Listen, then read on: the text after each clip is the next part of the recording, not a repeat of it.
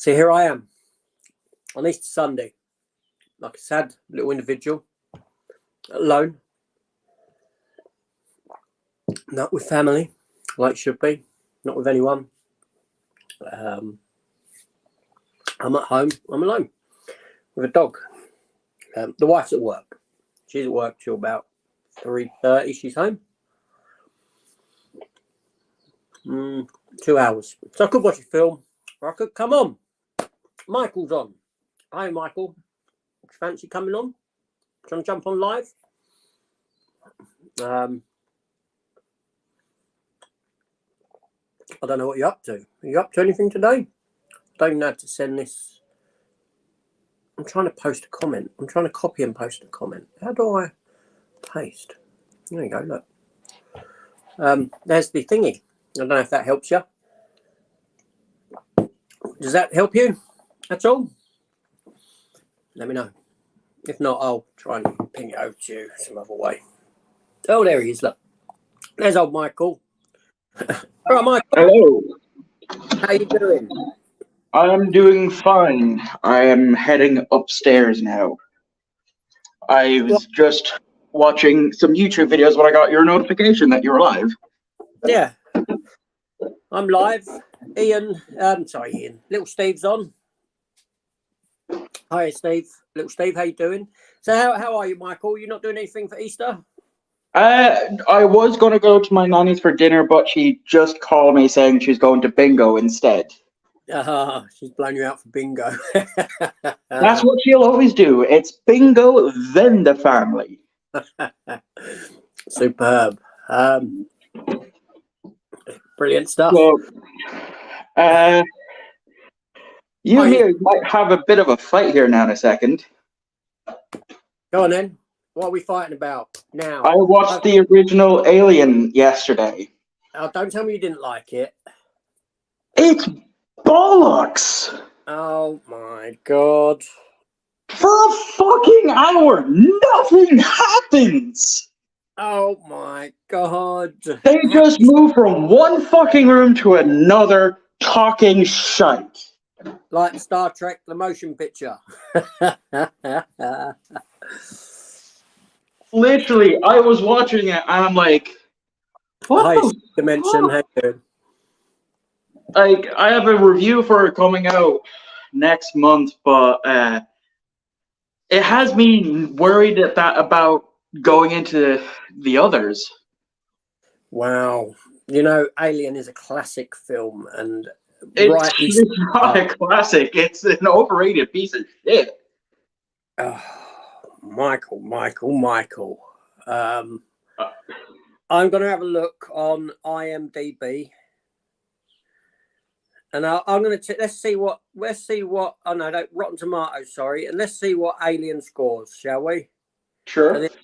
A nigh on perfect movie. It's not a perfect movie. It's a bore fest. Alien. The first hour, nothing happens. Alien. Let's have a look at these scores. Open up. Come on. Oh, look at this. Look at those scores. And they're wrong.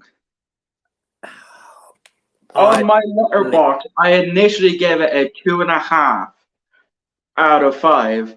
And the more I thought about it after filming my review, the more pissed off I got. So I changed it back to a 2 and actually wrote a review for it. I don't know what to say. I'm left in shock. I'm left in shock.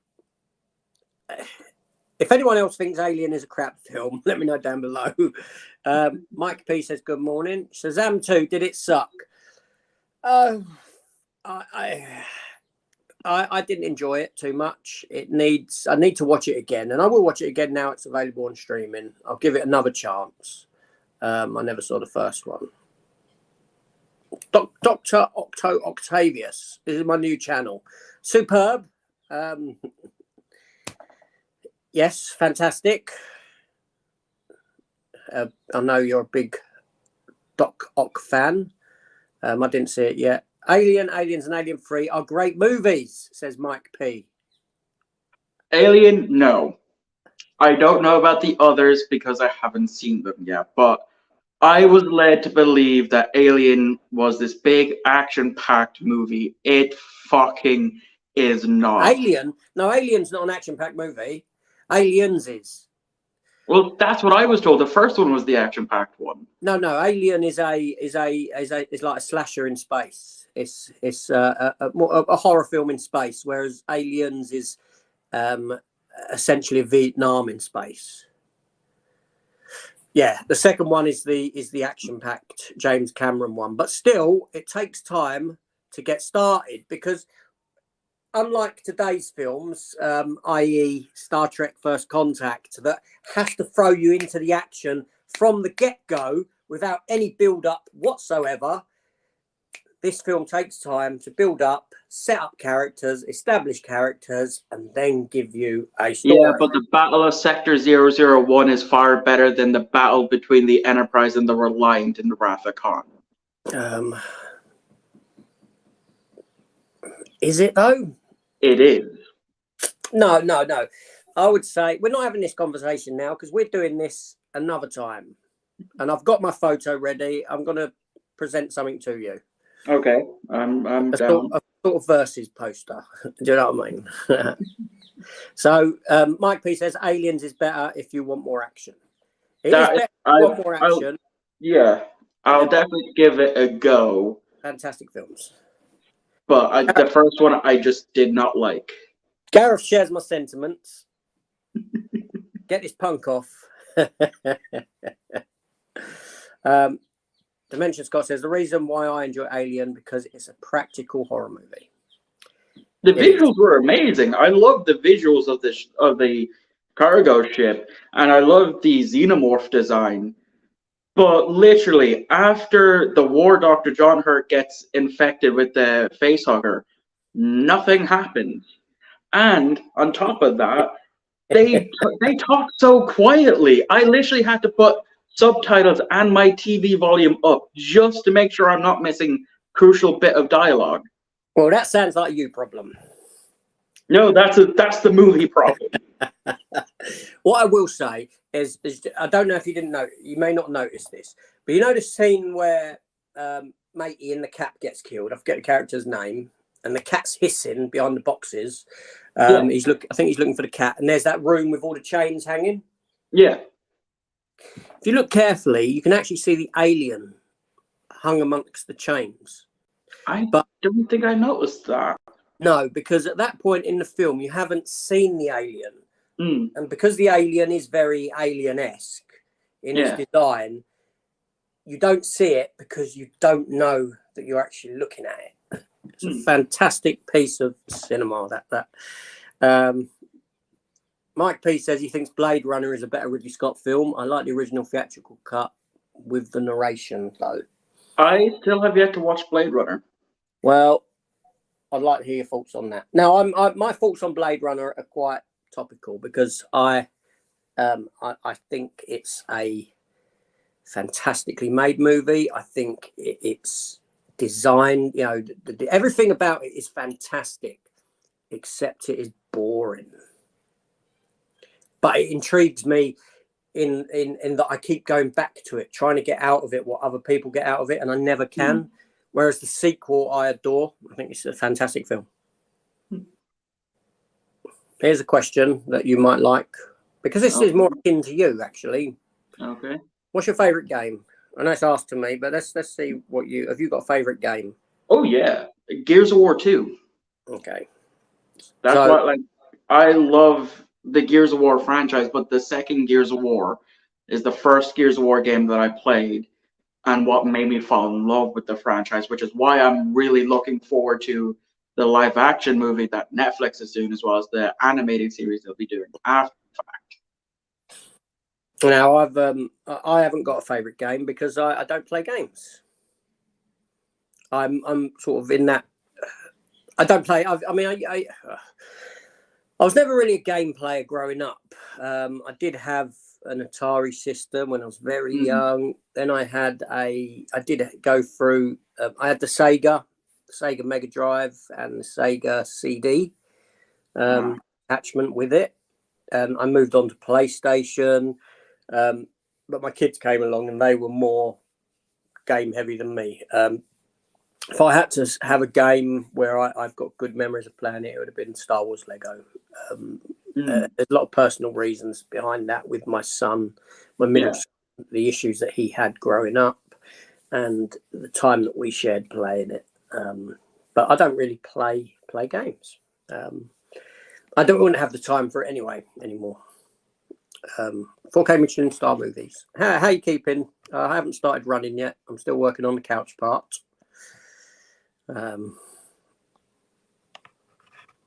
Mike P says he watched Creed 3 last night, which was pretty good. You seen the Creeds? I've only actually recently watched the first Rocky movie, that's this month's Tales from the Backlog dropping on Friday. Okay. I really enjoyed it. I definitely enjoyed Rocky, and I'm looking forward to delving more into the franchise. Okay, cool. At least you like that one. Mike P says, I watched... Oh, no, we've done that one. I actually like Star Trek the motion picture better than Wrath of Khan. I've only watched the motion picture twice, and I do enjoy it, but there's definitely like a lot of scenes that could just be trimmed instead of being as long as they were. But for like the first Star Trek movie, visually it's a beautiful masterpiece. Yes. With no flaw. Yeah, I agree. It's great. It's a visually great film. It's very bottled. It's very bottled. Yeah. I think it was originally supposed to be like the pilot episode for Star Trek Phase 2. But after Star Wars came out, Paramount was like, yeah, let's just scrap this and make a movie. Yeah. Did you watch it recently? At the start of this month. Okay, and I actually watched Star Trek 3 today. So when you're watching it, I know there's slight differences, and there's not differences. There's contradictions in some parts of it. But do you not like that theory that potentially the Borg came from Vija? When I was watching it, and I do mention this in my review, after the last live stream I was on with you, I made sure to pay attention to that, and it definitely holds ground, because there is a planet that's a cybernetic planet that's there that does glow the Borg green and also kind of looks like a Borg sphere. So the theory has grounds. I'm still 50-50 on it. Would you have liked that theory to be canon? I mean, I know obviously there's things like Star Trek Enterprise that throw it out because there's Borg episodes in that. But would you have liked that? Would you like that to have been a canon reason for the Borg coming about? Yeah, I mean, like I said, it makes sense. But I do also like the idea that they've been around before that. Yeah, fair enough. Mike P says, I still say the best slasher is the original Terminator from 1984. I still have yet to watch that. The film scared the crap out of me as a child. Terminator did. Because in 1984 I was 8. So I'd have been about 8 or 9 when I watched it. And there's something about the unstoppability of it, and it keeps coming and coming and no matter what you do. You know, it doesn't stop to breathe or anything. There is a fantastic horror aspect to that film. And although I don't hate Terminator 2, I think that Terminator 1 is the better film. And I've done a big video on that. I definitely plan to explore the first 2 Terminator films at some point. I know for next month, I am starting to do more Tales from my backlog, where I think I have 3 or 4 of them done for next month, and I'm going to be doing that moving forward. So I could possibly be reviewing that in June. I don't know yet until towards the end of this month when I go to plan out next month. Yeah, they're good films. And I did try replying to you with a link on your favourite Jack Black. I was trying to link you. I said I was going to say Jackal, and I was going to link you to the scene, a specific scene in the film. I might have to send you it if you take. It's only a couple of minutes. So Doc Ock says, AJ, which scene of Doc Ock did I use for the profile picture?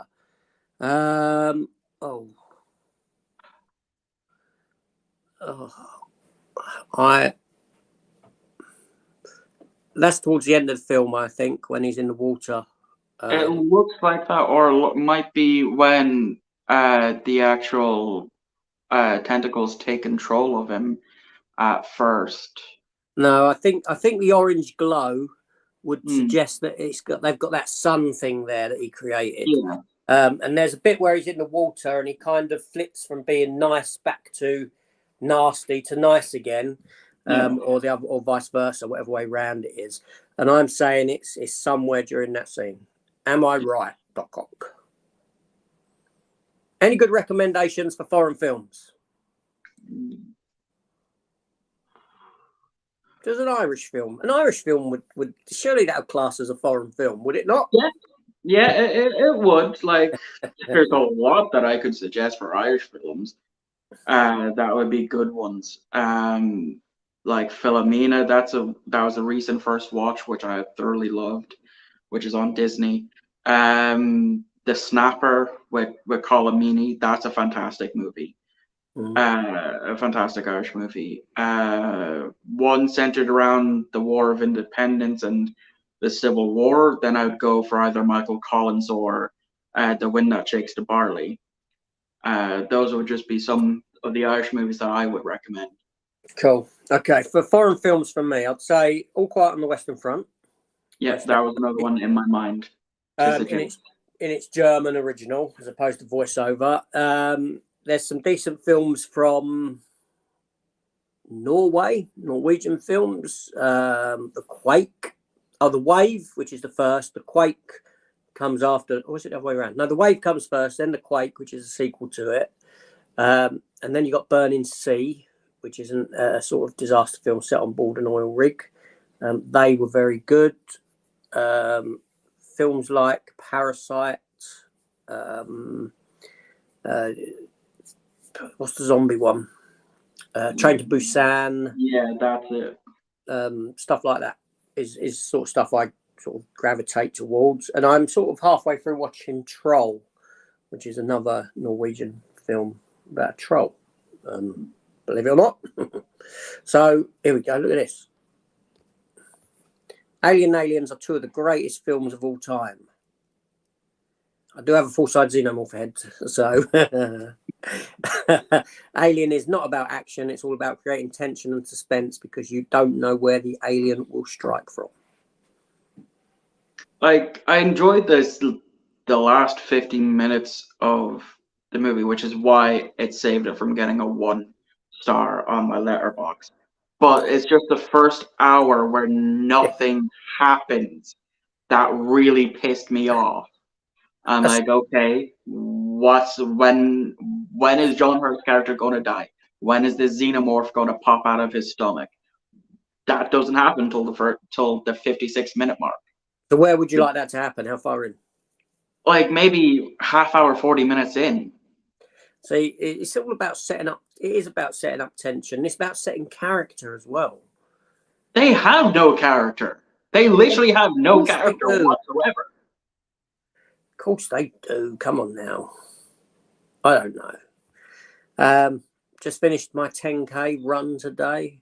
Oh, wow, 10K. I can't even get up the stairs without being winded. I'm 47. What's your excuse? I'm fat. That's my excuse. I don't know. So am I, believe it or not. You wouldn't believe what I weigh in at. Oh, I don't even know what I weigh. I haven't weighed myself in years. Adrian says Happy Easter. Happy Easter, Adrian. Happy Easter. I saw Scream 6 yesterday and it was pretty good. I enjoyed the Scream slash a lot. Scream films. Yeah, I saw your short. I think it was a short. I saw something that you'd done Dimension on Scream. Was it a short? I think it was.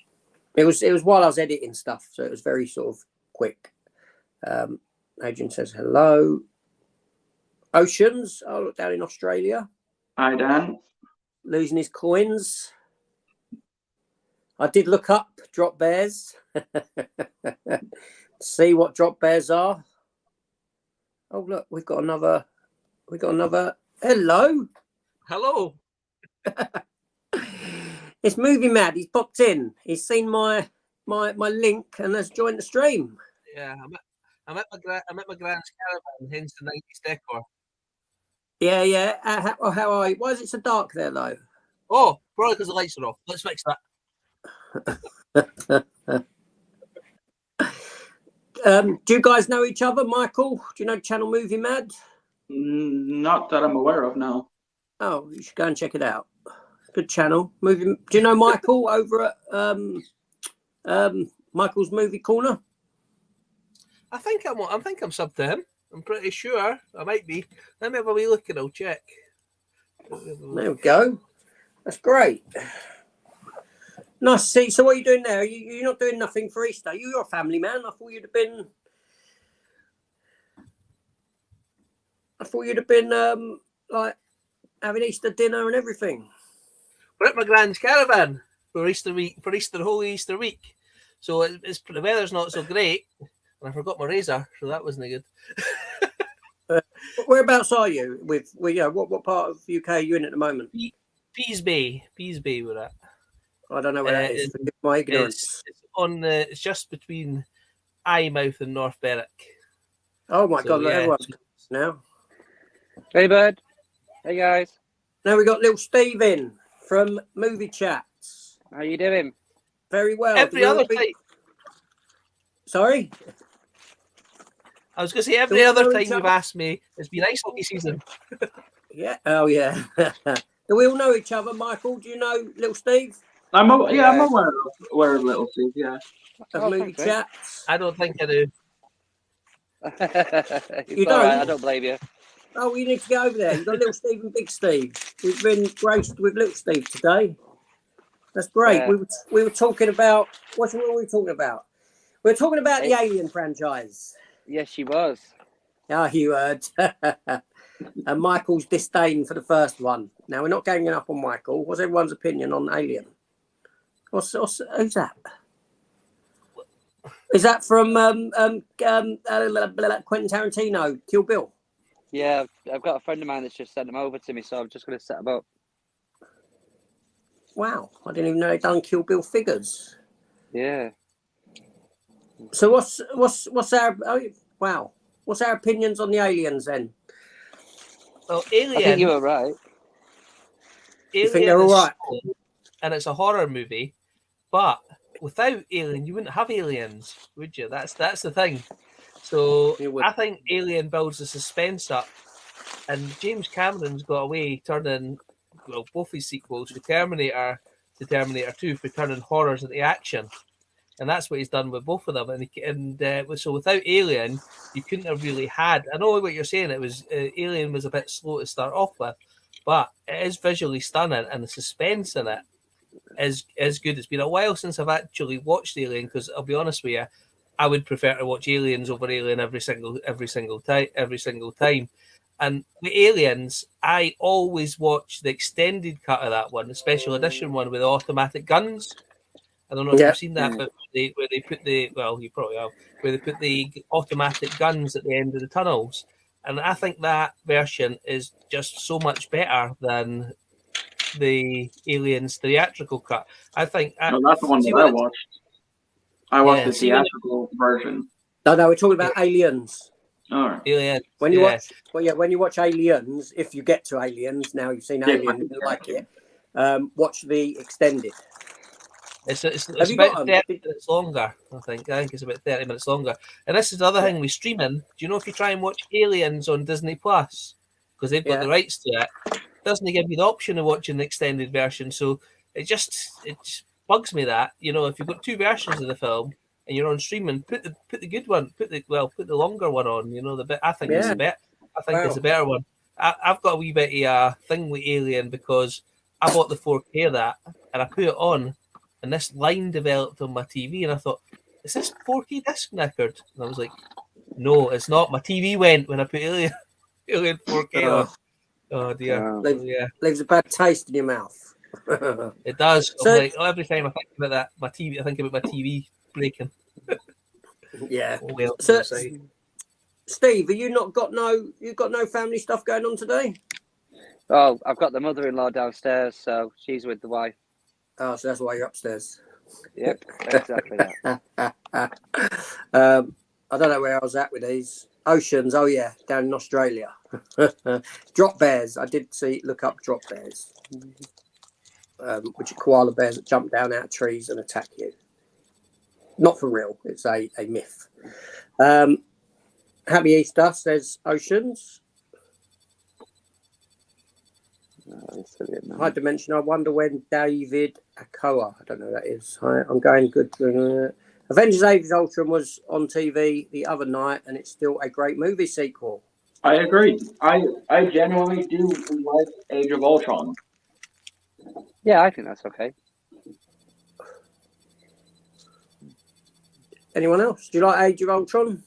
I think that's the worst movie ever, to be honest with you. Absolutely. Really? It is divisive today. I'm not gonna say it when people say things like stuff, and I don't. I think that's the worst Avengers movie out of the lot. No, that's fair enough. I found That's it. I thought Avengers Assemble was good, and then I put Avengers Age of Ultron, and I thought after I was like, "Is that it? We're fighting a robot." Like, wow. It's in the comics.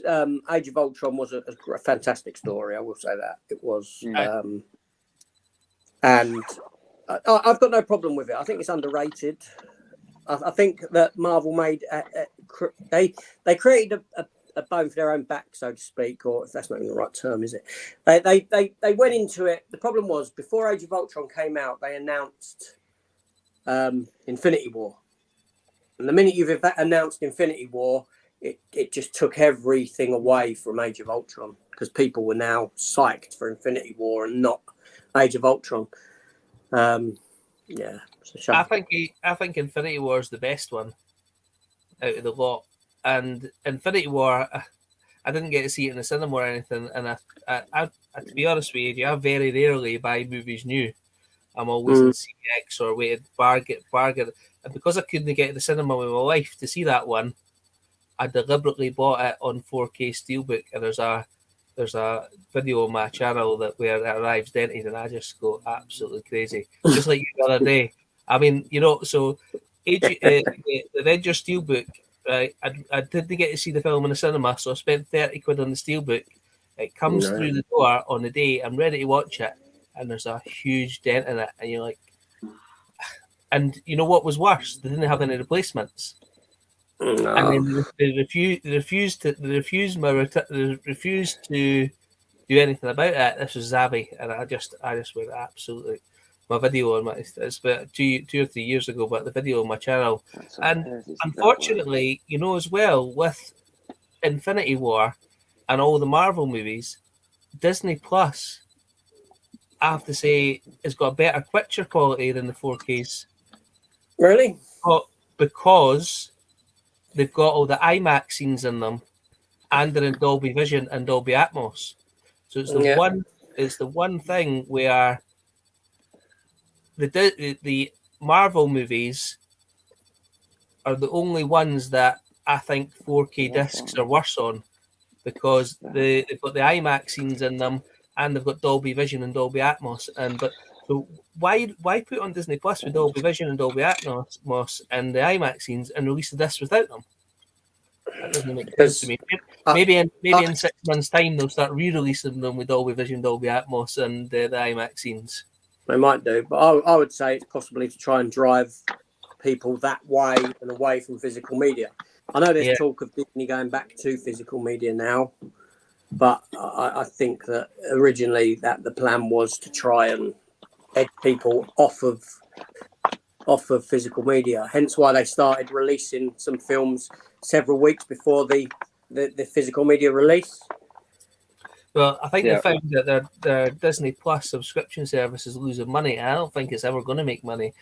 And the reason I don't think it's ever going to make money is because if you actually go to Disney Plus, there's not actually that much on there. You can never find it. I can never find anything to watch on it. And then so my wife pays Disney Plus because she likes it, so that's why I've got it. She pays the Amazon Prime. I pay for the Netflix. But I'll be honest with you, I wouldn't keep Disney Plus just for the IMAX scenes and the Dolby Vision on the Marvels. I just wouldn't do it. And if you actually go on there, there's very, very little other content on there. There's so many different streaming services: Paramount Plus, Disney Plus, Amazon. You can spend £100 buying subscriptions every month, rather than indeed. actually Mike, buying physical movies. yeah, Mike, do you have any subscription services? No, none that I pay for. That's the Yeah, I was initially. The funny thing is, I use my aunt's Netflix whenever because Star Trek, some of the older Star Treks are still on there. As for Disney, it's in my name, but my cousin in America is paying for it, so it's half mine, half hers, I guess. So how do you watch Picard? Oh, I don a pirate's hat and have a little parrot right on my shoulder. I'm actually watching Picard right now. I've not started season 3 yet, but I'm watching season 2, and I'm thinking, what am I watching here? It's rubbish, isn't it? This isn't a Star Trek. It's a fantasy with these track. I think I'm going to watch because I'm at my grand's caravan. I watched I think it was season 7 last night, and he's trapped in his own mind, and I'm like, what is this nonsense?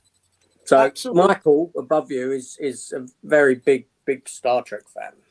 Me too. There you go. Look.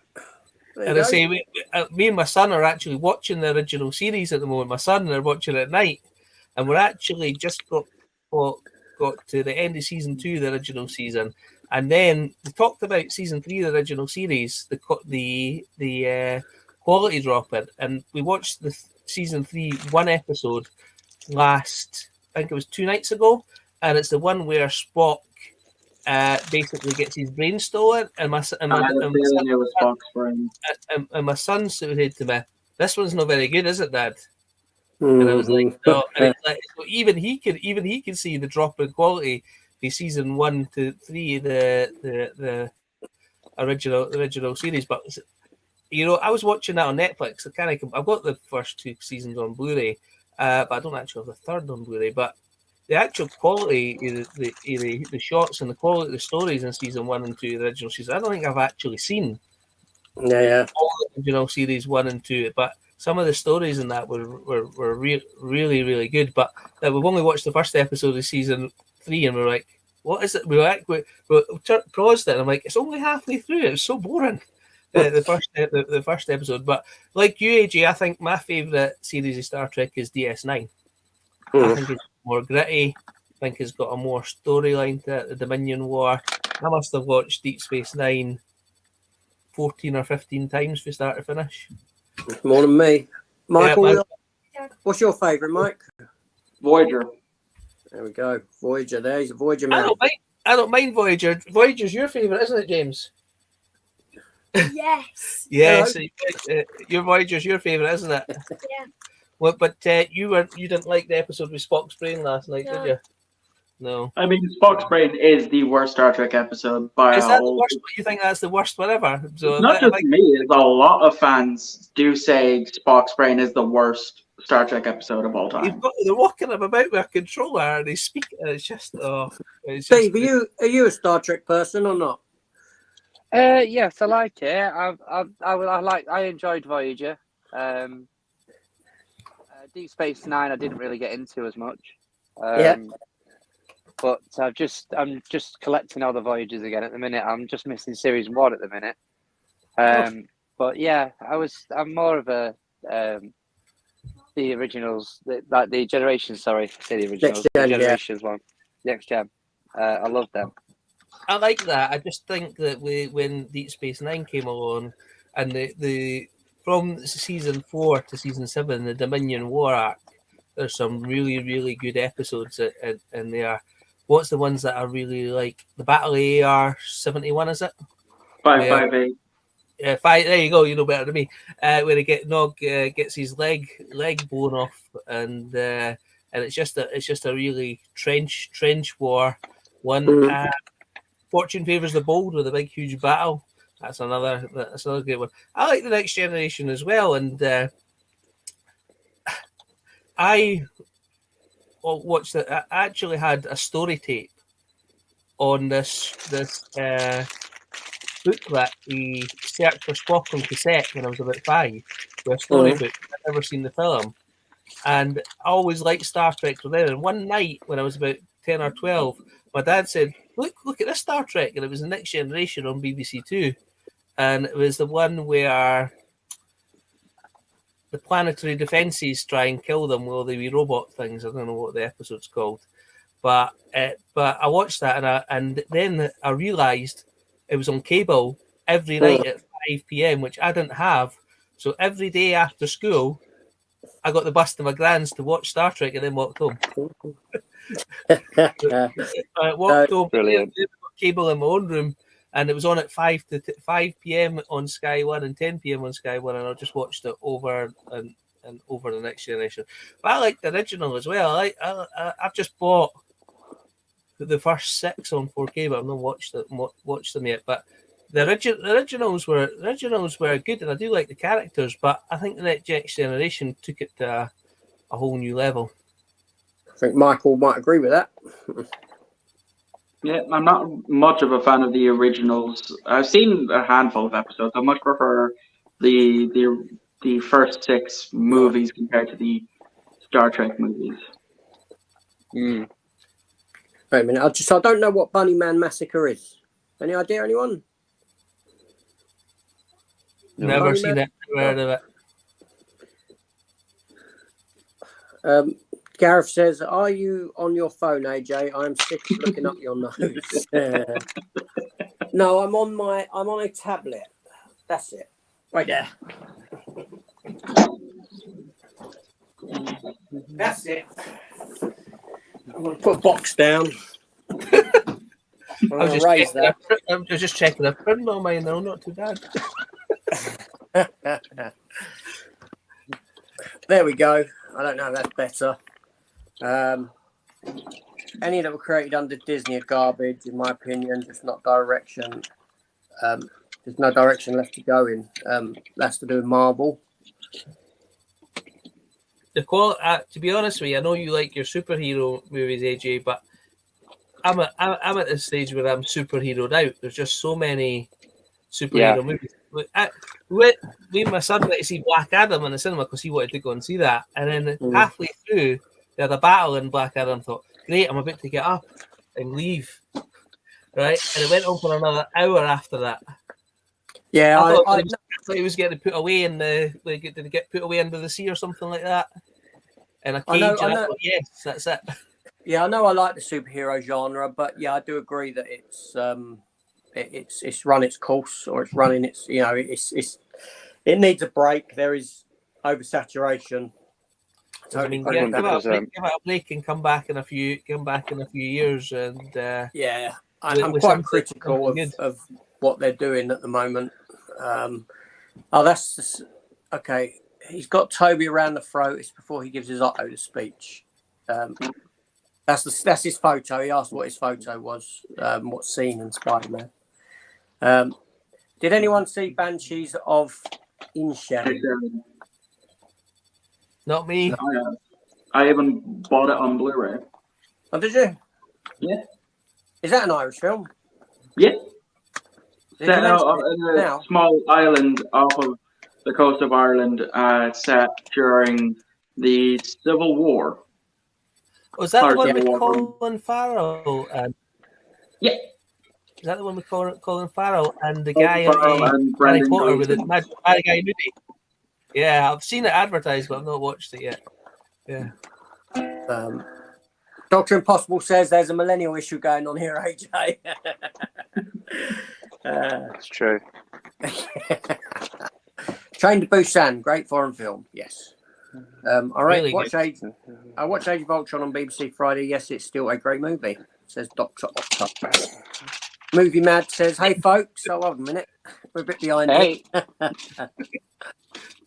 I like, Mike P says, I like Bong Joon-ho stuff like Parasite. Yeah, Parasite was good. I think Memoirs of Murder is the undisputed masterpiece. Mother, the Host are also good. I've not seen none of them latter ones. Seen Train to Busan. I like movies like these. Just looking for other recommendations like Roma 2. Jerry Goldsmith's score carries Star Trek the motion picture. Without the score, Star Trek wouldn't have been so successful. Seven. I was about to say that the motion picture is definitely a 70s movie. It's from the era like Close Encounters and things like that, where it's more a cinematic thing than about the story. I think it's more about the visuals and, as you say, the score than the actual story. Because the way the shall we say the storyline plays out, there's not enough. It's not enough substance to it. It's all about the visuals and showing the ship and reintroducing the characters and things like that. And you're right, the sound is really, really good in it. Would I say out of all the Star Trek movies, 1 to 10, that's almost my least favourite, I would say. Maybe that or what? Insurrection or Nemesis, they're not the greatest ones either. But the first one is the first one. But again, without the first one, you wouldn't have had the rest, you know? No, I mean, the first one, I don't mind the first one. I watched it on a rewatch a little while ago on 4K and got far more out of it now that I'm older than I was when I probably last watched it. It is a good visual, and it does introduce the characters. I just think it needed a better storyline, to be honest. Yeah. What do you think, Mike? I definitely do like it. Like even when I first watched it back in, I think 2017, I still enjoyed it, and even now I still enjoy it. For like as I said, it's a visual masterpiece. The score is amazing. As well as one of the things that I did notice is the fact that between the end of season 3 of the original series to this movie, DeForest Kelley hasn't aged a day. He looks the exact same from season 3 to this movie and onwards. He does not age a single day. When you get to Aliens, by the way, you might notice a similarity in sound between that and Star Trek 2. It's James Horner. It's the same composer. And James Horner done a fantastic job with Star Trek music as well. But yes, Jerry Goldsmith's main theme obviously went on to be the main theme of The Next Generation. Paul Cambridge Star says, I'm 52 because I said at 47 I'm struggling to run. He ran 10K, or he's done 10K over a couple of days or something. The only time I can run is when it's for a bus. That's when it sort of kicks in. Other than that, I used to run. I was saying to him, I used to run every morning. I used to be up at 4 a.m. every morning and run before I went to work, up to about 4 years ago. Then I stopped for reasons. Star Trek motion picture, Alien and the Black Hole were all released in 1979. Which one is your favourite? Oh, that's a good question. Anyone got any? Because I'm a Star Trek fan, even though it's my least favourite, I would still go for Star Trek the motion picture. I do like the Black Hole as well. Does that have a Blu-ray out over here? I don't think it does it? No, it's in the Disney Club Cinema or whatever Club. You can't get over here. I hate that. Yeah. I absolutely hate it. Yeah, there's a couple in there that I really, really want, and one of them is Return to Oz, because I've seen it in the cinema when I was a kid, but you can't get on Blu-ray over here. So Black Hole might be one that I could, I might have to get that one day on bootleg, because it'll still do. It should still be 1080p, so it should be like the sort of copy they take off of, that you get on Disney Plus. Should be akin to that. So yeah, so have you got a favourite, Steve, out of Star Trek Motion Picture, Alien, and Black Hole? Or are you busy? I'd probably say Alien. Okay, Mike. Yeah, I'm obviously going to say the motion picture. I haven't seen the Black Hole, but I'd still put that at second and Alien in last. I think you don't like it. I'm getting the impression.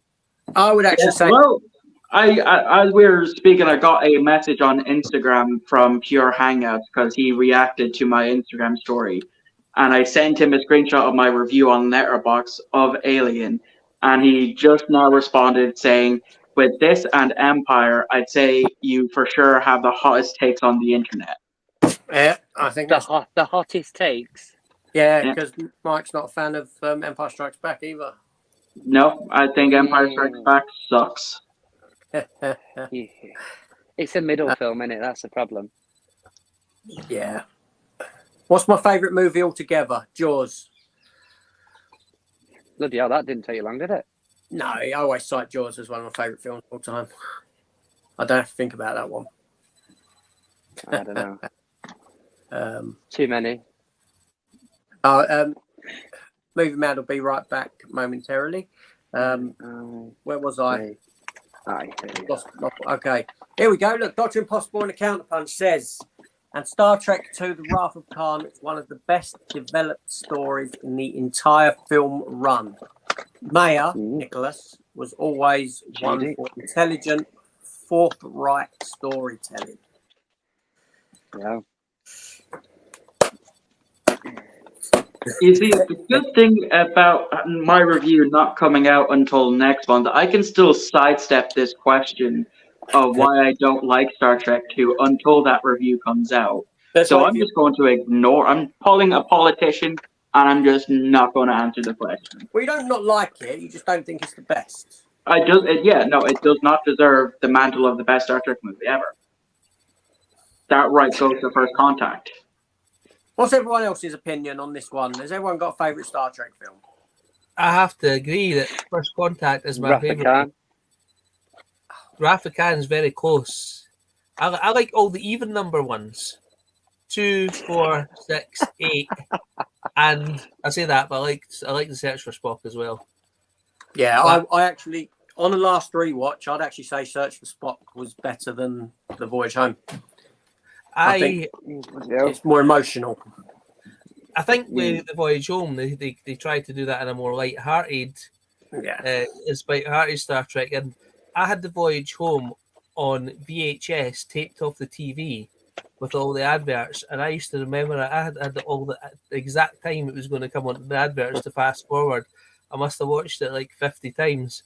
But the best bit in that, I think, in that one is where Scotty goes into the transparent aluminum shop, and he's trying to speak to the computer, and he picks up the mouse and goes, "Hello, computer," and he goes, "A mouse? How quaint!"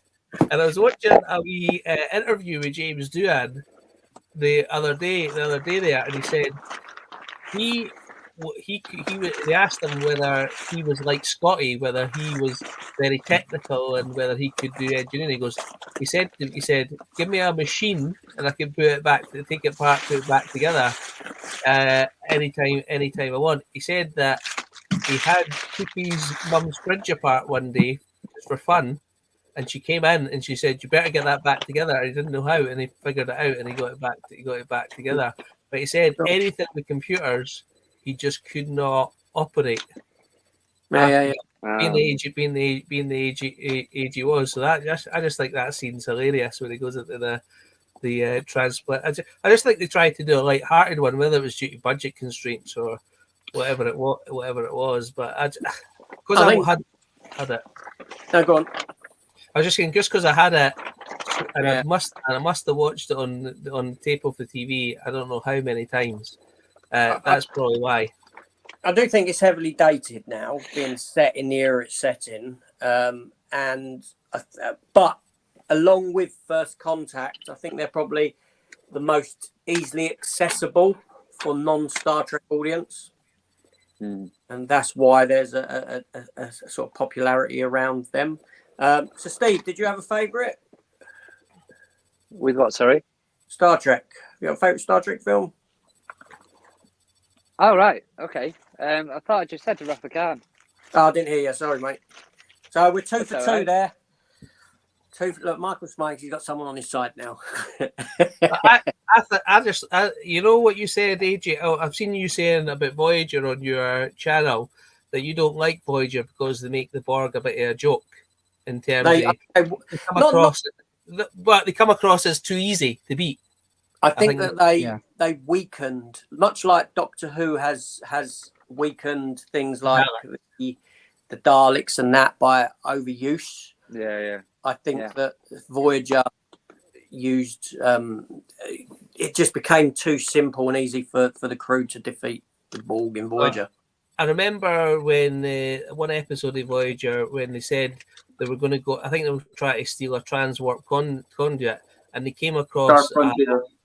They're trying to steal it. They're trying to steal that, and it's like they're not scared of them anymore. It's like we're just going to go and take that off you. Whereas before that, it was like we do not want to speak. We didn't want to see the Borg with it because we're going to lose 30 ships. But yet Voyager can go in and destroy a tactical sphere on its own. I see what you're saying. But you know that the other ones had already passed. So you know some of the Borg episodes were pretty good. Yeah, they were.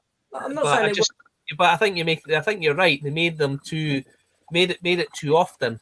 They attacked them too often. They came up with too many easy ways to get one ship to get away from them, which was never the case before. I think for me it's not that I don't dislike Voyager. It's one of my least favourites. It's not to do with the Borg issue. It's to do with for me the crew just didn't gel. I didn't get there was a lot of they didn't pay off stuff that they set up in the pilot episode. The fact that you've got the Marquis and you got a terrorist element having to join forces with Starfleet to get through the situation they're in should have had conflict. It should have created conflict on board. And I think other than in the second episode, there wasn't anything. It was just like they'd come together as a Starfleet crew. So that was kind of like, what's the guy's name that plays Chakotay? I forgot his name. Robert something. Beltrap. Yeah. Well, I read something about him, and from series 3, he said he didn't want to be in it. Chakotay didn't want to be in it anymore. Yeah. And the reason he didn't want to be in it anymore because the storylines for him throughout the last few seasons weren't very strong.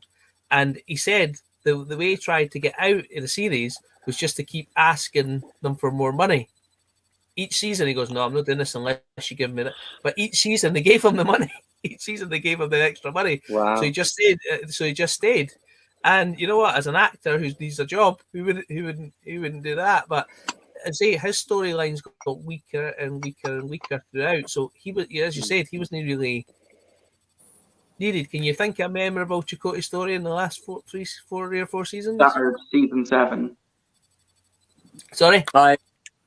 Shattered season 7, where he has to go through the different time periods of. Oh yeah, and the whole ship. So and he's doing that. Yeah, but that's about it for 4 seasons, isn't it? There's not really any. And then there's the Timeless episode where they use the quantum slipstream drive, and kill Voyager, and it's only him and Harry Kim that survive. Yeah, I like that episode when they go and try and get the Doctor at the ice and things like that. Or I like that one too. But I say, as you said, there seems to be basically season 4 to season 7's 79 and the Captain most of the time. Stories which were good. A lot of them were good, but again, I think they two hated each other as well, didn't they? Oh, if they put money into Mike P says if they put more money into Star Trek 2, it could have been more visually appealing. I think it's a visually fantastic film. I think that I seen that you were. Remember, you got to speak to Nicholas Meyer about that, didn't you? Yes. And he said he treated it as a submarine movie. And since you said that, I can, when you watch it now, since you said that, you can sort of watch that now and think it's more about submarine warfare than spaceship warfare, where they have to go up and down and the whistle and all the naval traditions. I don't see how they could have in 1982 they could make it more visually stunning. Sorry, but I don't know how they could have done that then. I've got to say, yes, thank you to Gareth over at Video Taste is that I got the chance to speak to Nicholas Mayer. Forever eternally grateful. I have to say that because Gareth was the one who organised that. Yeah, he got him on, and he kindly let me come on 10 minutes and have a little discussion with him. Ocean says Alien is a great film. Love it. If somebody put it on, and see, this is what I think about movies. See if I was flicking channels, because I didn't actually have any live TV anymore in my house. I'd got rid of my Skybox and everything like that. But see if I was flicking channels at 9 o'clock and that was on Film 4 or something, I'd put it on, I'd watch it. If it was, I'd stop at that one, I'd watch it. I also missed the question about what you think, that somebody asked what they think each, person's favourite movie is. Mine's an unusual one. It's Brewster's Millions. I don't know if you've seen that. That's a good film. I've just watched that 50 or 60 times because I think one day I wish that had happened to me and I'd get £30 million to spend. And I think Richard Pryor's just a comedy genius. And he was him and John Candy. And I say, and I like feel good films as well. Sometimes feeling so great, and that's a feel good film I can put on, and I like to watch it. Brewster's Millions, or I've actually put As Good as It Gets on. That's quite a good one as well, or Notting Hill or something. Just something when you're not feeling that great, you can just put on, and that's what films are about. Just get you out your thing, and sometimes you want to see this one, sometimes you just want to like Ireland. No, absolutely, Michael. Because Michael's just done a video top 20 films of all time. So, what was your favourite one in that, Mike? My all-time favourite movie for right now goes to Howl's Moving Castle. Howl's Moving Castle, which is a Studio Ghibli Japanese animated film. There we go. Well, I wouldn't know anything about anime, but my son might. He watches anime absolutely all the time. He's just been watching. What's he's been watching? My Hero Academia. He's been watching that. I don't know if that's any good because I don't watch it, but he seems to like that. I'm aware of My Hero Academia as well as the fandom that spawned from it, and it's why I refuse to touch it with a 10-foot pole. I've never seen it, so I don't know. No, I don't know of it. So, Steve, do you have a favourite film after I've blurted out yours? Well, I mean, it's very difficult, but I would say probably my favourite is probably Back to the Future 2, maybe. Oh, fair enough. Back to the Future 1 or 2. Oh, cool. It's a difficult one between those. You can't go wrong with putting one of them on either, can you? No, but I think I favour the second one over the first one. That's the thing. I actually really like the third Back to the Future. Oh yeah, definitely. They're a great trilogy. Has anyone played GTA Vice City Stories? When I was a kid, yeah. No. I bought Grand Theft Auto for the Xbox 360, and I think that's Vice City, isn't it? And but to be honest with you, I never played it. I've more played Call of Duty or Halo. Yeah, I'm not a gamer anyway. Don't get time to do that anymore. Gareth over at Video Taste, he said, I tried to join, but you got a picture of Barbara Windsor saying I'm barred. I don't. Did you try and join? I don't think so. Yes, I prefer the special edition of Alien, says Adrian. Not only that, but it also gives backstory. It gives Ripley's story more depth, the weight of her looking after Newt. It gives more story to her looking after Newt and the stuff that happened with her own daughter that you lose in the theatrical cut, but is in the extended.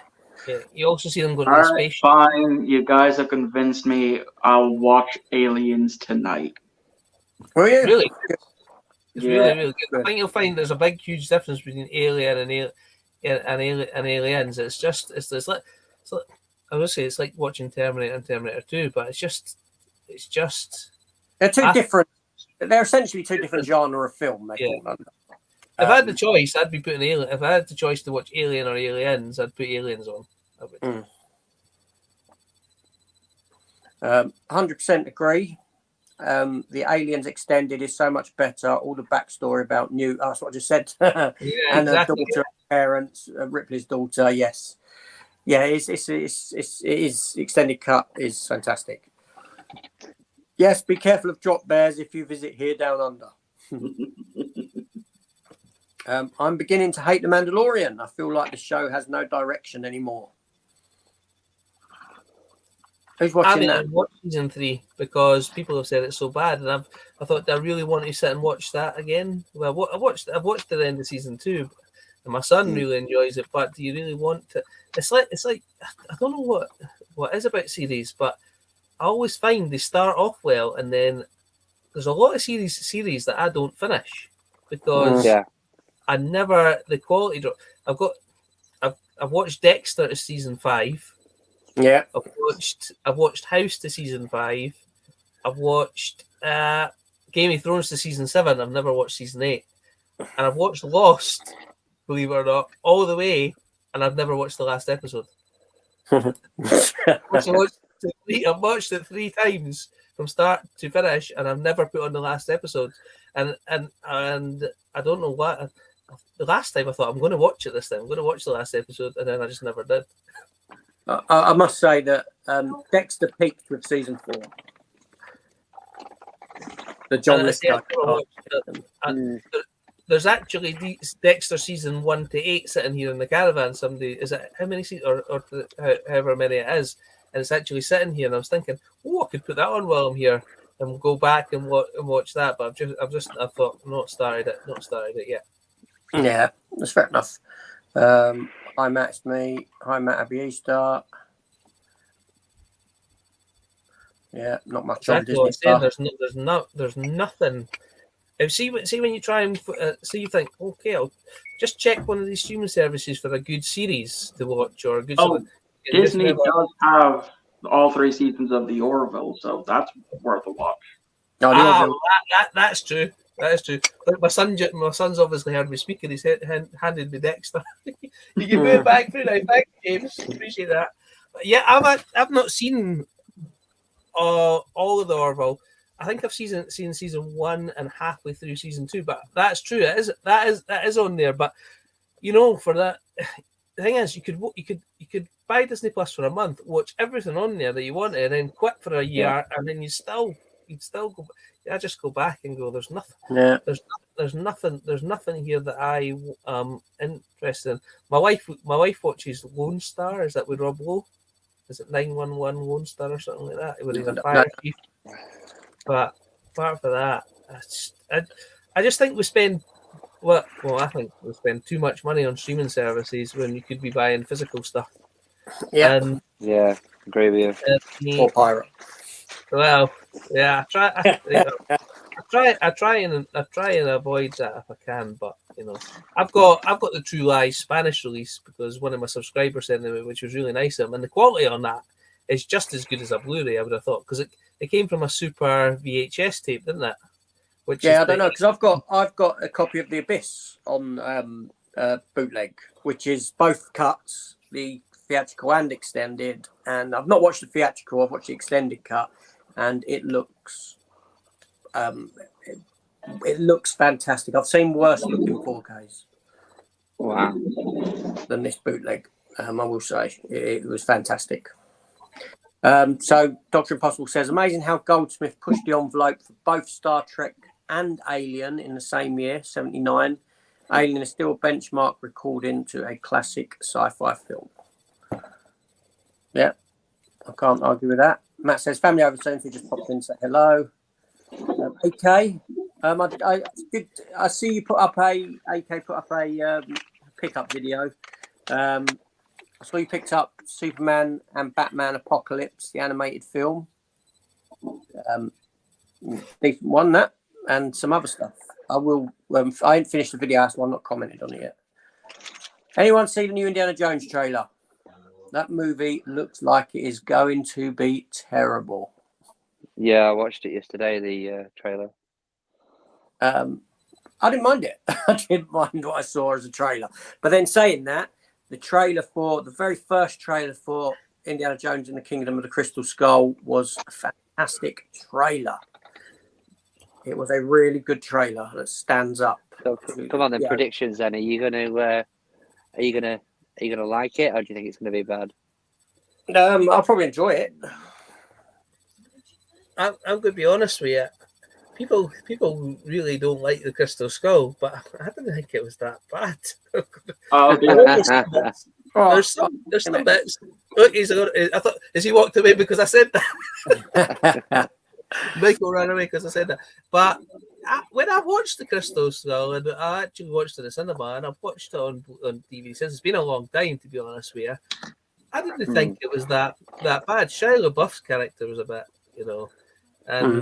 and talking about it, but what else would it gonna, I just think you go into a movie with too high expectations sometimes for what it is, but with this one, with him being 70, is he going to do all that stuff he was doing before, or what's? But I'll still watch it. I think CGI goodness. Yeah, Mike says, I mean, that's capitalism line in the trailer aside, it just feels like they're ruining another legacy character so they can push their new characters and stories. I will say I have seen videos on this subject. I've seen videos on the that's capitalism scene being dissected, and it made me ask the question whether people are looking deeper than what they should be and trying to find something in something to take and put it down. And that's what I'm starting to wonder, whether we're becoming as a society of people that we're having to take things and, because it is a line. It's a line. For me, it has no underlying meaning. It has no impact on me, on my life, or how I perceive anything. It's just a line in a film. I don't know. I hated the Star Wars sequels for the same reason. The Star Wars sequels were poor. I can't deny that. They weren't great films. I liked The Force Awakens, even though it's sort of a remake of The New Hope. I thought it was all right for what they were doing, but then the next two were terrible. I took my daughter to watch that in the cinema, and she came. She was like 16, and she thought it was great. But probably because she's not seen the original. Yeah. Happy. Hi, Matt. Mate, happy Easter. How you doing? Okay, I did like The Next Generation, Doctor Impossible. There's one story I liked: David Warner playing a Cardassian and Jean-Luc Picard interrogated tastefully done two-parter. That's a good one. There are 4 lights. Yeah. I like to meet the egg. Sorry? Where he gives them the raw egg. I remember when he did do a top 10 episodes, and I did quote that bit, but that didn't make your top 10 Star Trek, did it, Mike? No, it did, and I haven't seen it in a while. But it's definitely in my top 20, that's for sure. Yeah, it was a good two-parter. It was great. And I liked how the ship got taken over by somebody they didn't like, Captain Jericho. Yeah, and absolutely all hated him, but he turned out to be a really good captain, just in a different, in a different style. The opinion on that is greatly, but he did get the job done, didn't he? And he just antagonized the whole crew. And I thought, well, that's sometimes what happens. You get a new boss that does things differently. I liked that bit. At least you forced Deanna Troy to put on a fucking uniform for once. Sorry, say again about Deanna Troy? At least Made her Captain wear Jericho uniform. made her put on a fucking uniform for once. Fair enough. Fair enough. A Starfleet uniform. Yeah. Yeah, that's true. I didn't Dr. realise Otto- when I was watching that she was wearing a wig that entire time, wasn't she? That's not a real hair in it, is it? The entire way through the series. I don't think so, no. I've watched it recently on the Blu-rays, and I'm like, I can tell now that looks like a wig to me. Do you I remember? know. Does anyone remember a TV series with Jim Davidson called Up the Elephant and Around the Castle? I've heard of it. Okay, so it's a show that was filmed a long time ago. I was only a lad. The Elephant and Castle actually isn't too far from me. It's about 2 miles away. And It's a shopping she centre. actually- It's a shopping centre, isn't it? That's right, yeah. Well, it was, yeah, not anymore. It's been pulled down. I believe it's been pulled down. Okay. Yeah, it's not. Is it still a shopping centre? It might still be a shopping centre there. At one point, it was very bright pink colour. The whole shopping centre was coloured pink. Can I ask you, this show, did it have like cartoony animation at the start, like for the sequence? No, I think No. I remember an intro to that show. I never think I've seen it.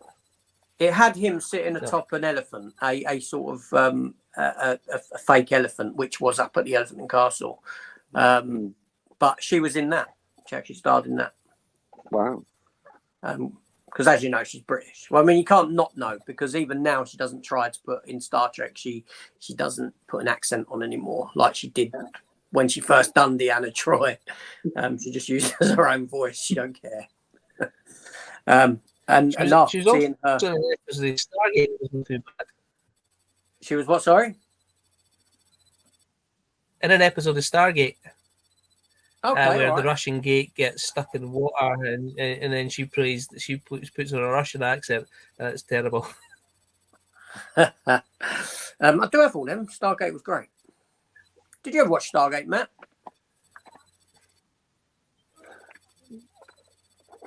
Matthew? Michael, sorry. I'm not saying Yes, I watched SG1 a bit growing up. Just not every episode, but I do enjoy SG1. I haven't checked out any of the others. that's why I was saying Matthew. Atlantis could be arguably better than SG1, maybe. I watched it since then. I thought it was pretty good. I'm surprised they ended Atlantis at season 5. But to be fair, I didn't watch it when it came out the first time around, so that's maybe why it got cancelled, because there was hardly anybody people watching it when it actually came out live, Atlantis. But it's actually a good show, and that's on Blu-ray, whereas the first one isn't. That's terrible. They've not got SG1 on Blu-ray. Well, there is one American release that's like £210 or something like that, but Wow. it's like just DVD quality, and it's all mucked up. I've heard. Even the box, the box has got like 7, or the gate's got like 7 triangles on it. The box has got 9 or something like that. Chevrons. If you're gonna do it, yeah, chevrons, yeah, whatever it is. But the box is all mucked up. A lot of the episodes are DVD quality on it, and it's just like, if you're going to do that. But I suppose I can see why don't do that. And I heard it cost 11 million to do the Next Generation, to remaster it. 11 million. And if people aren't buying physical media, that's too much money. No, I know they pumped a lot of money into Next Generation for Blu-ray, and I don't think they ever got a return on it. And that's why they've never done Deep Space Nine. Which is unfortunate. I think some of the Next Generation was shot on film as well, whereas DS9 was all shot digitally and rendered down. So could they actually do it? Could they even do it to sufficient quality to make it worthwhile? I don't know. Good question. 4K Imaging Star says, for the Black Hole is massively underrated and 100% needs a 4K release. I Settle for a Blu-ray. Yeah, I can't argue. It's a great film. It is a good film. Maximilian used to scare the crap out of me. I've actually got 2 figures upstairs, still boxed, of the 2 Bob and what's their name? It was Bob and someone, weren't it? The 2 robots, the little ones that fly. AK and not I returned. There's a lot of comments between. Is that a question to us or a question to AK? I think it's a question to us because when I done my last live stream, this was a question that they posed to me as well, of asking, do you think Doc Ock really drowned at the end? Yes, I do. And I did as well. But no one's ever dead in superhero films. Anyone can come back. I mean, look at Starship. How many times have they brought back Data at this point now? Okay, so Dr. Impossible says Star Trek 5, darkest, this is Final Frontier, the darkest Star Trek film you'll ever see. Satan, euthanasia, half-brotherly loss, Spock being born, and row, row, row your boat. What's not to dislike? What do we think of Star Trek? It's directed by William Shatner. It is. He didn't have the budget to do what he wanted to do. I know. This thing, I think there were a lot of good ideas in Star Trek 5, but it was just poorly executed. And as I said, it's because it's directed by William Shatner. I think I need to give it a rewatch. I didn't like the bit about Spock's brother, his half brother Cyborg. I just thought that was just. But there were some other good ideas, and DeForest Kelly, when Cyborg's, brainwashing him or whatever, I think he puts in a great performance in that bit. He's acting, and that's pretty good. So there is good parts to Star Trek 5. It's just that just could have been a big god face. That's it. It's just yeah. They could have done something. They could have done something better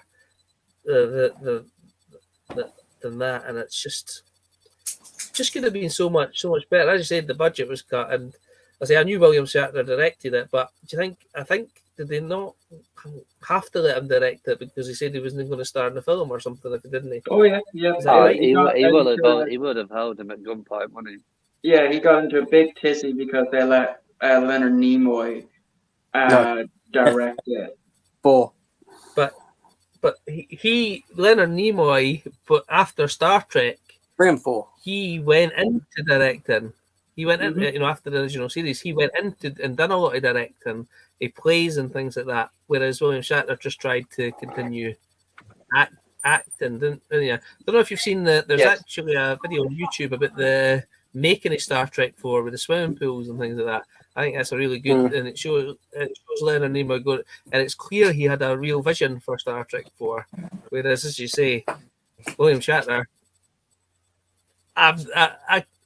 you know what? It's difficult to comment on his directing because what would have happened if he was given the budget?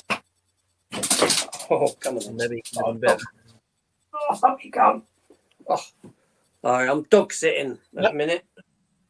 Come here. My dog's sitting here too. Look. Hey, Jax. Look, there's a doggy. There we go. Look at that. Silly animal. Sit down. Sit down. There you are. This dog just wants to be cuddled all the time. Oh. But there we go. All right. Yes, I love No Way.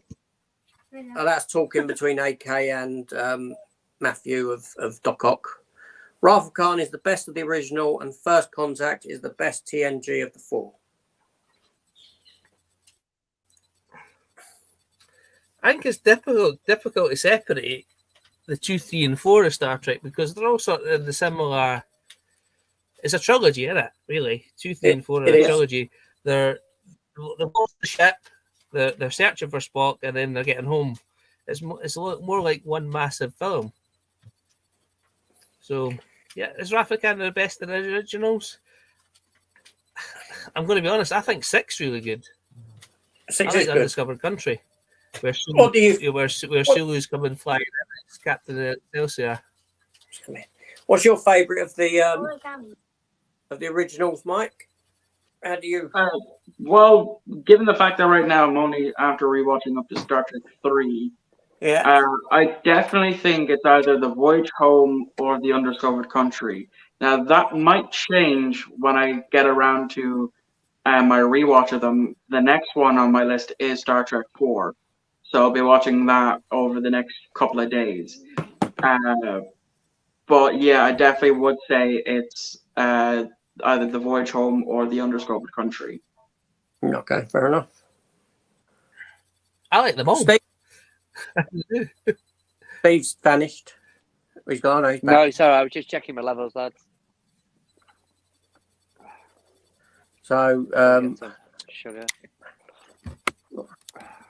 that's just a bit of chat in between.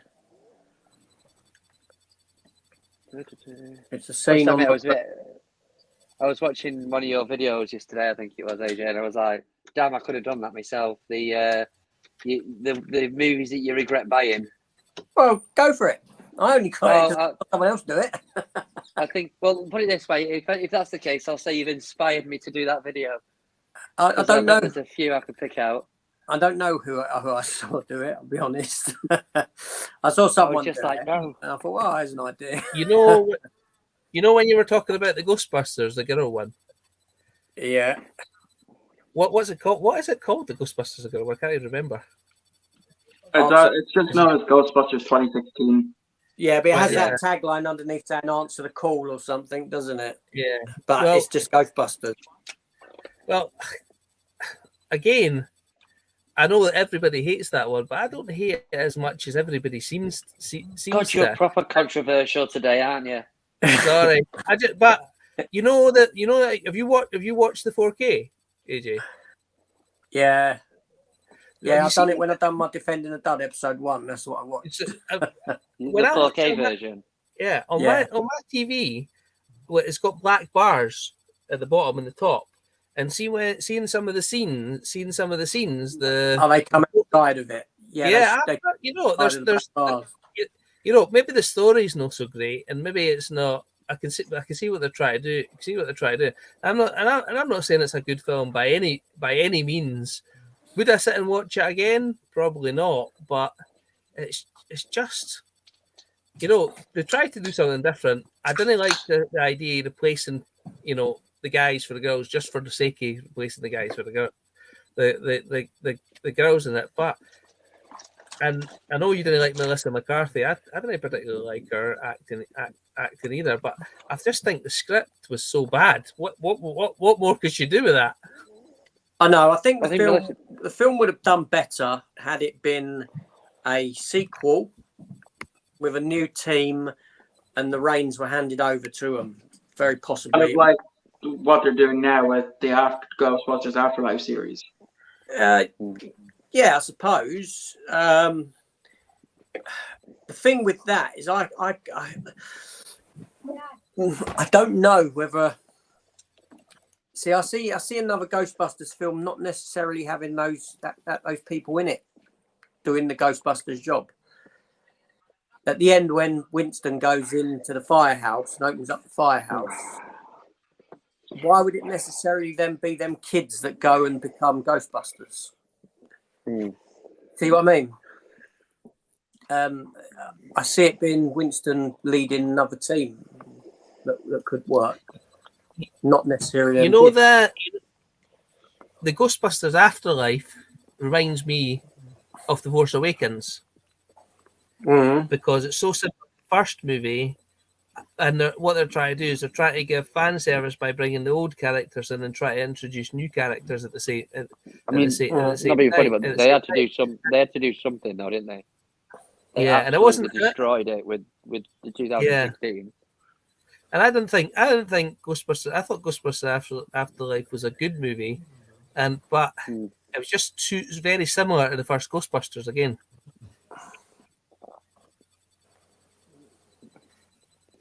I know. I think this is what they do, Hollywood, isn't it? Just regurgitate. Yeah, they do. Yeah. Fresh out of ideas. He's just because when he's in control. Another great. Didn't The Rock just announce that they're doing a live action Moana when the movie isn't even 7 fucking years old yet? Yes, I see that.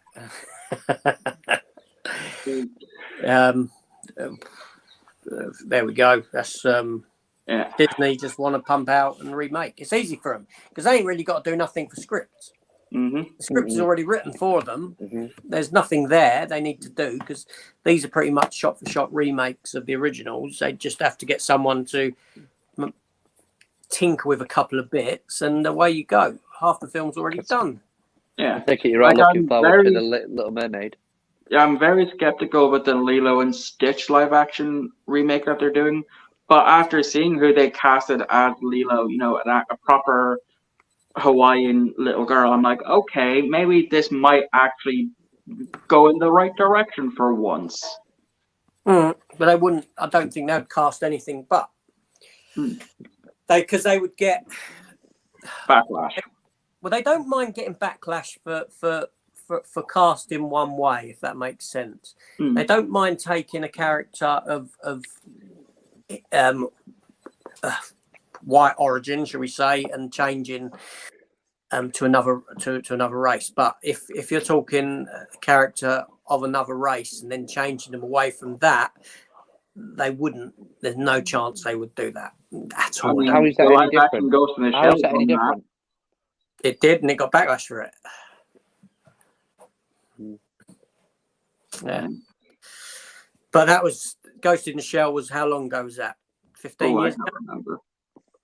Maybe 15 years. 15 years ago. Ghost in the Shell live action. 10 year. 2016. Is that the one with Scarlett Johansson? 2016. Was it 2016? Was it? Wow. If I had to guess, I'd say it's 2016. You're guessing.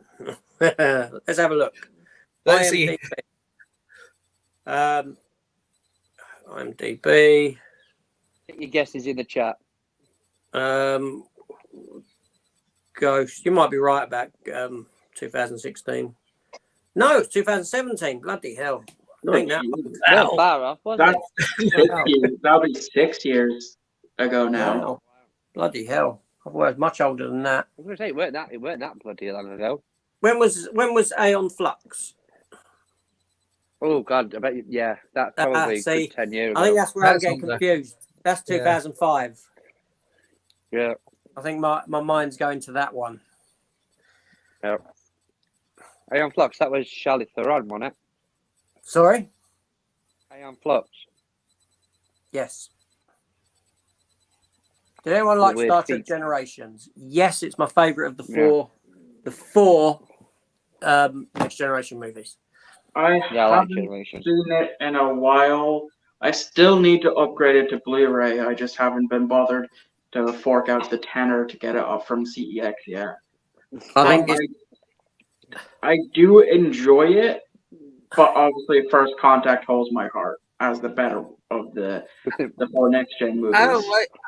I don't like how they killed Captain Kirk in it in the Nexus. I just didn't like it. I have no issue with that. The movie was all right. I think it was a good handover. I don't know. I wanted to see him die in battling Klingons or something like that. Or I think that's what everyone did. But it didn't bother me. Here's an interesting thing for you. Did you know before going into production for Star Trek First Contact, during the end of production for Generation, after they blew up the Enterprise D, with the actual model, they actually inscribed it as the Enterprise E. So in case they were going to do what they did in the original series movie, where they took the model of the refit and just gave it the A suffix. So they, before we obviously got the Sovereign class, the Enterprise E was originally going to be another Galaxy class. I didn't know that. I didn't know that. I found that out when I was watching and one of the old they done a TV show around when I think it was back in 2006 when they auctioned off a lot of the costumes, the models, and all that. That's how I found out about it. All right, cool. All right. No, I didn't know. I will say that watching Star Trek Generations now, after watching Star Trek Picard Season 3, it opens up Generations it does something good for generations. Oh, well, I'm not there yet, so hopefully. No, I know. So I won't, that's why I'm being. Hopefully, I make it. But that's why I'm season avoiding 2 is hard to saying get through. anything about it. Your magic number's season 5, so you're all right, mate. Yeah. Season 2 of Picard has been really hard to get through. I mean, I must have turned. I watched it when it first came out last year and only got through 2 episodes. But I thought everybody's saying season 3 is better now, so I really need to watch season 2. But even try to watch it last night, it was just so boring. To be honest, you could probably skip season 2 and go straight into season 3. How many episodes are in season 2? 10. It's always been 10 episodes. Yeah, I've only got 2. I've only got 2 to go, so I'll endure them. Endure them. Probably watch them tonight, so I can get on season 3. See, have any of you guys watched Discovery? Because again, I just can't stand it. No. Yeah, I enjoy it. I genuinely enjoy all 4 seasons that's come out so far. I've enjoyed them. Michael Burnham, because I didn't like her, and I don't know what the character is in The Walking Dead. I didn't like her either. She grew on me in season 3 and season 4. Well, again, sometimes you go back and watch things you didn't like before, and then you do like them. So I'm prepared to give it. I just didn't like what they've done to the Klingons. It just why change them so drastically? When that first came out, I was a defender of Discovery season 1, and then I rewatched it. I'm like, oh yeah, no, maybe I was wrong about these Klingon designs. And I just don't understand why they had to be so drastic and why they had to change them so much. Yeah, because that's not what they're supposed to look like in this point in time. They're not supposed to have the forehead ridges. They're supposed to be completely smooth. Yeah, because like of the original series. The genetic abnormality that Worf only talk about. It's a private matter. We do not discuss it with outsiders. Yes, and that's what. But I just couldn't get through it. But I'm trying to enjoy season 2. Leo, because I've done it. I've reviewed them all. I review them as they come, Discovery, and I'm very, very critical of the show. It's like I'm bashing it every week when it's on. I'm critical of the structure, of the lack of character, convoluted stories. Just other than season 2, I thought season 2 was great, but that was primarily because of Anson Mount as Christopher Pike. I struggle with the others. But I still get them as a complete Star Trek. Is that the same? Is it? I say because it's been a while since I don't think I even got to even season 2 Discovery. Is it the same guy that plays Christopher Pike in Strange New Worlds? Yeah. Well, that's how we got Strange New Worlds, was because of his portrayal in Discovery season 2. Oh, see, so there's always good things. Yeah, I've watched the first 5 episodes of Strange New Worlds, and I thought that's been pretty good. The visuals on that are great. The stories are pretty good. That's the most Star Trek there's been since the Orville. Yeah. I heard of thoughts. The Walter Hill directed Richard Pryor and John Candy and that, did he? I'm at 10% power, just so you're aware. Yes, it can be a mystery. Let's see if these are Matthew and AK talking. Because this Matthew, Dr. Octo, he's obsessed with Dr. Octopus and what happened to Dr. Octopus at the end of Spider-Man. He needs answers. Jamie Powell, good afternoon, gents, and happy Easter. Hope you're all doing well. Any movie watches this afternoon? I rewatched Star Trek 3, the Search for Spock this morning. Yep. Since, it kind of is an Easter movie, with Space Jesus being resurrected in it. I suppose. Or you could watch Alien. It's got eggs in it. Yeah, it's got eggs in it, yeah. No, it's an Easter movie. Tonight I'll be watching it. I have the anthology box set on my small table that thankfully has the special editions on it. And the director's cuts and all that. So I will give Aliens a shot. Whether or not I do a review for that is yet to be seen. You've got to. You can't not watch it and not give us a review. what movies would be on a Easter Sunday afternoon in my house when I was about 10 or 12? Probably Ben-Hur. Maybe the 10 Commandments, the greatest story ever told. 100%. They would that, and you know what? I like Ben-Hur. I've watched it loads of times. 10 Commandments. Jason and the Argonauts. Yeah, Jason and the Argonauts. That's a good Easter. That's a traditional Easter Sunday movie. Is A Bridge Too Far always on at Easter as well? Would they put a Bond film on at Easter? Oh God, yeah. They One would. with I'm snow. thinking like What's Dr. the No, one with snow maybe, when he's something like skiing that. down the hill? Is that because that was always on at Easter? If I remember, is that the one with Timothy Dalton? With his skiing What one's that? I can't remember Which the one? name of it. He starts off skiing down a hill, doing some tricks and stuff like that. That's what I remember. But Oh, wait, and then he jumps off the cliff with the parachute with the... No, that's Roger Moore. is that Roger Moore? Oh, I see. Yeah, that I'm not used to sure be what on it at is. Easter. would they save The Great Escape just for Christmas, or would that be around this time of year as well? Do you think? The Great Escape in Zulu is usually Christmas, Boxing Day, or that. Yeah, it's Great Escape in Zulu. Zulu was always on at Christmas time. So I might delve into... I'm about 40 minutes into... Only 40 minutes into Avatar 2. Yeah. Oh, So okay. I might continue with that one. That's the rest of your day. That's the rest of your day done. Yeah. I hope Indiana Jones. I hope I've had Harrison Ford. I'm going to love Indiana Jones, new film. I love this character from back in the day. I am rushing through because I'm going to have to end shortly because I've got to start cooking dinner. It's nearly 3 He's o'clock. running out of power. Yeah. Back in Engines, Captain. Back in 1989 at the cinema, I saw a sunset and a fictional group of friends head off into the sunset. Last Crusade was the perfect ending. Now it's just a car crash without direction. Last Such Crusade play was a with good words. film.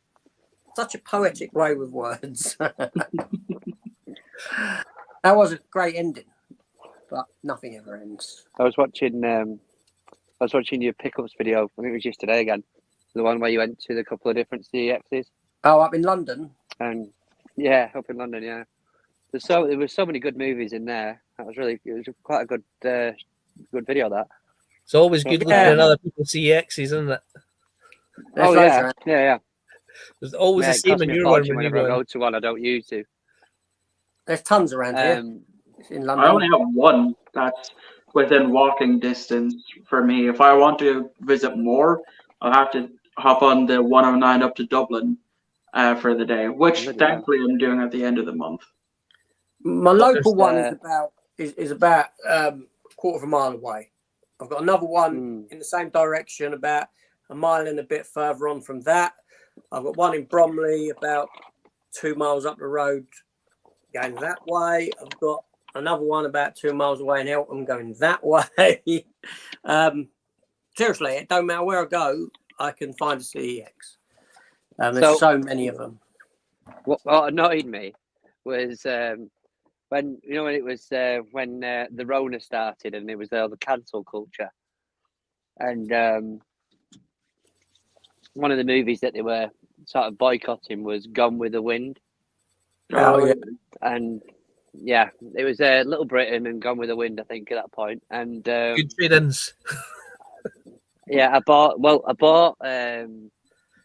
with the Wind on Blu-ray from eBay, but I had to pay a fortune because I was like, it's whatever you think of it, it's a classic movie. I need to make sure I get a copy of it. I paid about 30 quid for it, and you had that bloody video yesterday, and they got it in that CEX for a £5. I nearly cried. Oh, sorry. Don't I get was me like, started no. on prices. Like over here, so like I've compared prices for physical media in CEX in Ireland versus the UK. Yours are way cheaper than over here. Sometimes we're paying double for what you would pay over there. And the more I look at it, the more pissed off I get.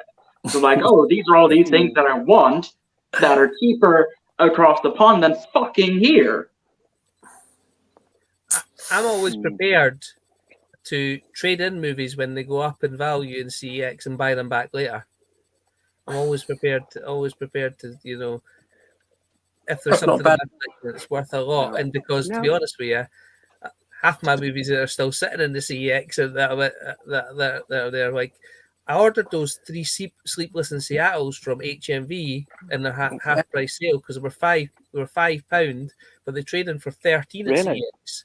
But Yeah, I remember Look saying at but they never sent me them. They said we can't source them. Why put them on your site if you can't Oh. find them? So I'm Well, waiting on. So that for £15, I'll get £36 of vouchers by just taking 3 Sleepless in Seattle's, and then I can use it to buy other stuff. No way.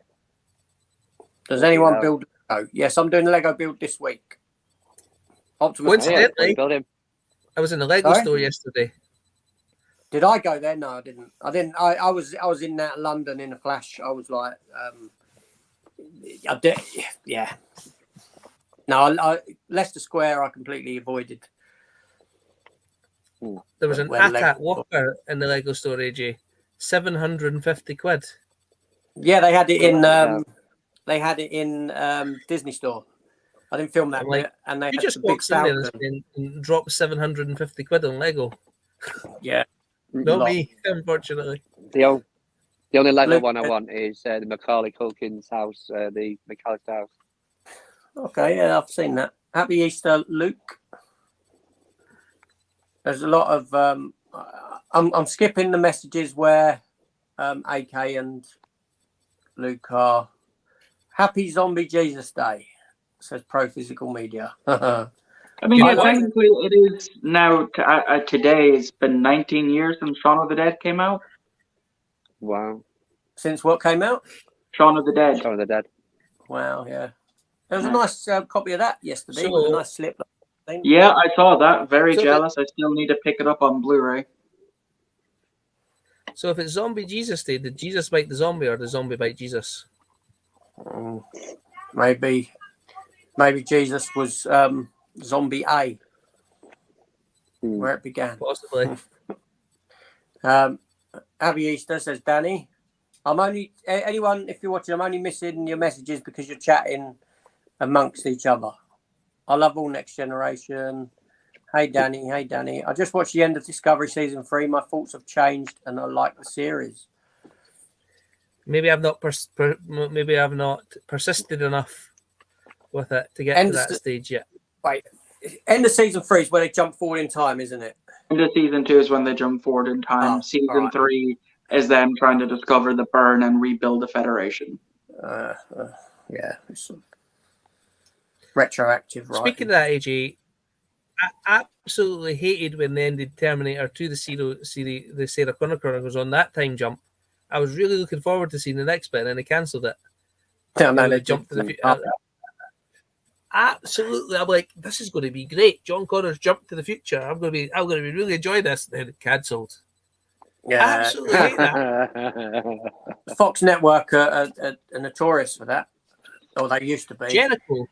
Does anyone remember a show called Jericho? Hated when I've they heard cancelled of it. that. And then Oh yeah. I do, yeah. I remember. I never watched Jericho. Great first season, and then they made 3 episodes of the second season, and then they just went, "Oh, fine, we're not going to make any more. Fine, we'll just leave you hanging again." They don't care. So that Pro Physical says really Michael don't, Burnham really. shows a slog to start, but by season 3 I was enjoying it. It's still the Michael Burnham show though, which was annoying to me. Yeah, I didn't like the time. The time jump for me was a cynical ploy to course correct, to attempt to course correct the show and try and give people what they wanted rather than what they wanted to give you initially. 2016 Ghostbusters, yuck.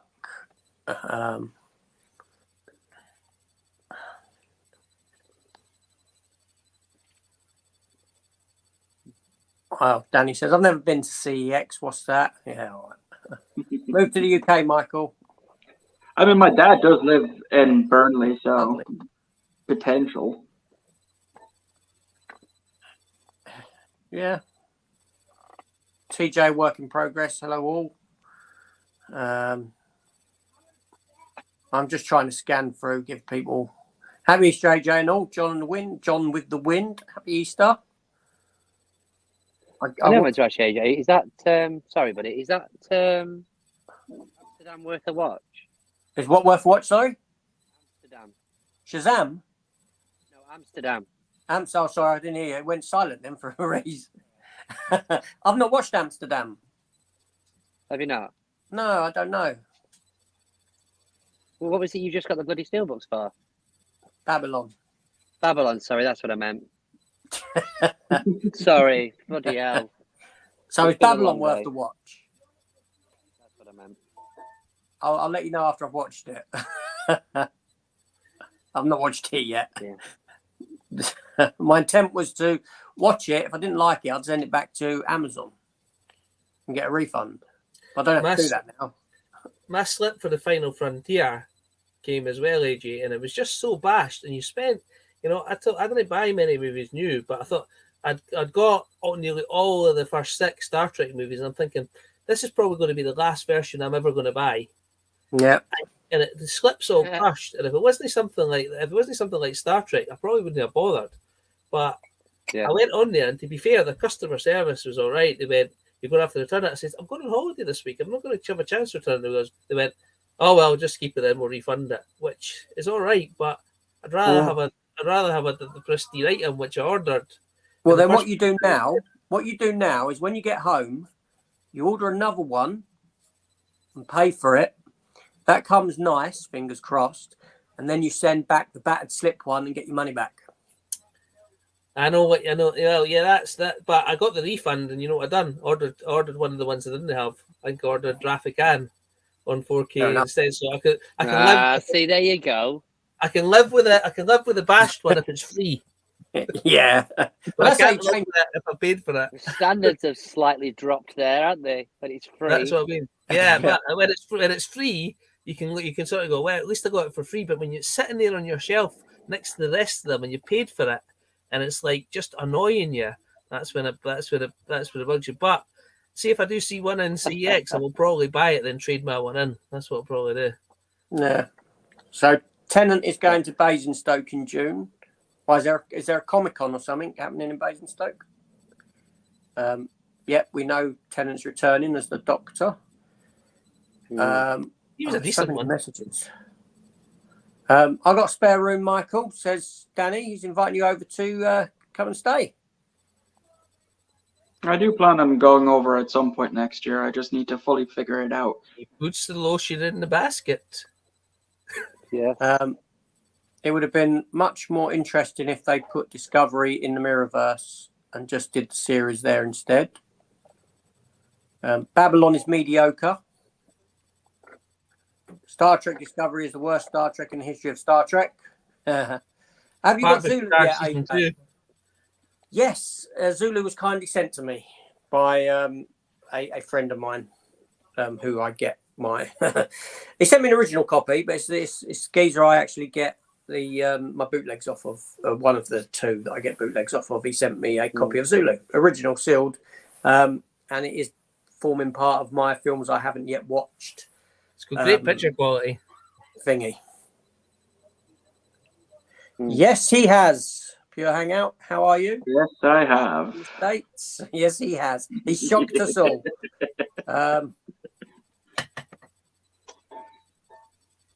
On that note, I must disappear. My phone's at 3%. Yeah, I'm going to wrap it up anyway.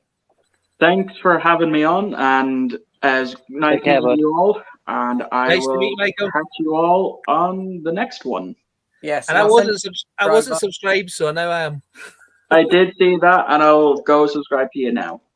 Well, that's all right. If you want to watch me, that's fine. But I say I wasn't subscribed, so I am now. Oh, thank you. And so I'll catch you all next time. Take care, mate. Take care, buddy. Happy Easter. Happy Easter. Yes, Comic-Con in Basingstoke is coming. Legend. Richard Vustan. Happy Easter, AJ and friends. Just eating a dodgy egg. A real one, a chocolate one. That's the main thing. I've not got any chocolate eggs. My son's refusing to share his with mine, so for good reason, because I've eaten them all.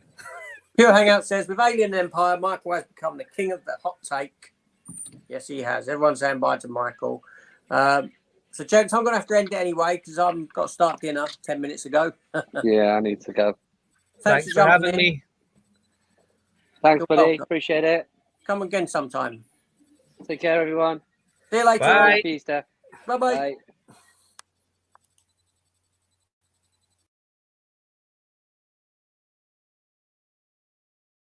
End broadcast.